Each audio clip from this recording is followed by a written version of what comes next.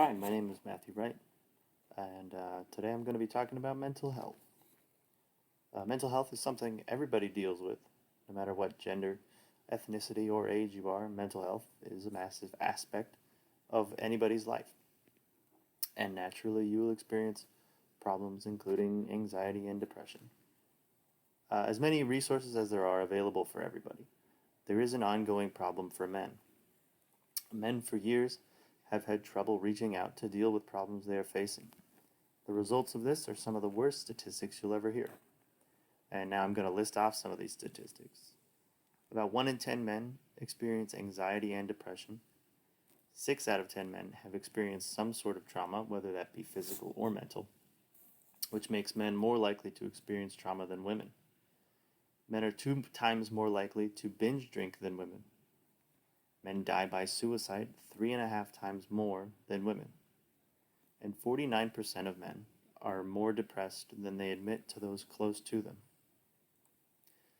The reason men feel this way is because years of stereotypes.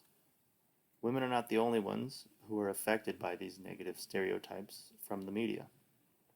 Men are always portrayed as masculine and somebody that people can lean on.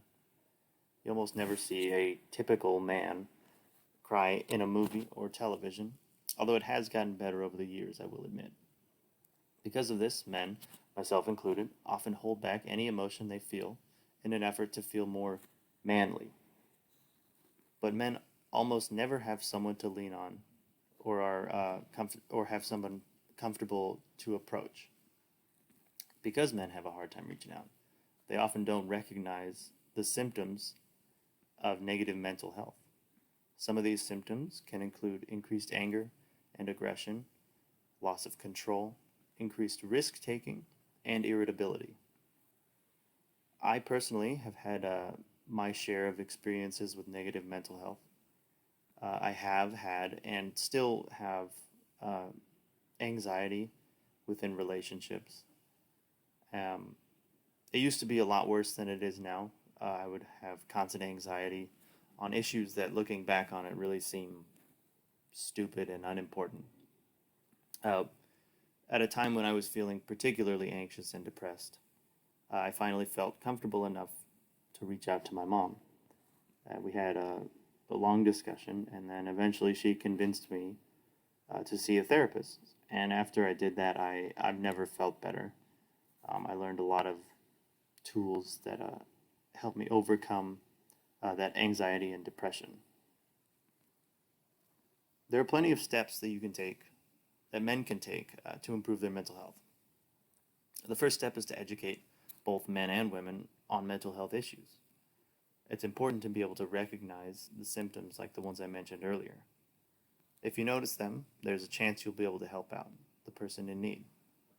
You can also share your own experiences, make observations, encourage men to talk about themselves, and be persistent in offering help, but not overwhelming. There are plenty of online therapy options as well that even allow anonymity, and these options can be very affordable compared to traditional therapy. Mental health is something that we can all overcome. We are lucky to live in a time where resources and people are very easily accessible. Back in the day, there were no cell phones, no internet, and people expected the most out of men. It is no wonder that men faced these problems in silence for years because they were given no ways out other than suicide or addiction. Today, mental health and the discussions surrounding it are everywhere. If you are struggling with mental health, you have plenty of options. Don't be afraid to reach out like I once was. I found the courage to seek help, and I'm a better person for it, and I hope you can too. Thank you.